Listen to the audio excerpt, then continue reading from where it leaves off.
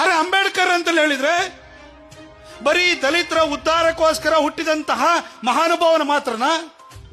ನಿಮ್ಮ ಮನೆ ಒಳಗಡೆ ನೀವು ಭಕ್ತಿಯಿಂದ ನೀವು ಯಾವುದೇ ದೇವರನ್ನ ಪೂಜೆ ಮಾಡಲಿ, ನೀವು ನಿಮ್ಮ ಧರ್ಮಗ್ರಂಥ ನಿಮ್ಮ ಮನೆ ಒಳಗಡೆ ನಿಮ್ಮ ಭಗವದ್ಗೀತೆ ಇರಬಹುದು. ನಿಮ್ಮ ಮನೆ ಒಳಗಡೆ ನೀವು ಭಕ್ತಿಯಿಂದ ಶ್ರದ್ಧೆಯಿಂದ ಬದ್ಧತೆಯಿಂದ ನೋಡುವಂತಹ ಧರ್ಮಗ್ರಂಥ ನಿಮ್ದು ಕುರಾನ್ ಇರಬಹುದು. ಹಾಗೆ ನಿಮ್ಮ ಮನೆ ಒಳಗಡೆ ನೀವು ಬೈಬಲ್ ಇಟ್ಕೊಂಡಿರ್ಬೋದು.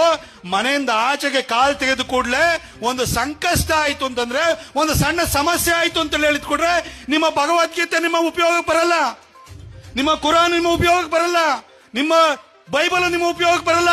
ನಿಮಗೆ ಪ್ರೊಟೆಕ್ಷನ್ ಅನ್ನು ಎಲ್ಲಿಂದ ಕೇಳ್ತೀರಿ ಹೇಳಿ? ಅದು ಭಾರತದ ಸಂವಿಧಾನದ ಅಡಿ ಕೊಟ್ಟಿರುವಂತಹ ಹಕ್ಕು ಮತ್ತು ಅಲ್ಲಿನ ರಕ್ಷಣೆನ ಕೇಳ್ತೀರಿ.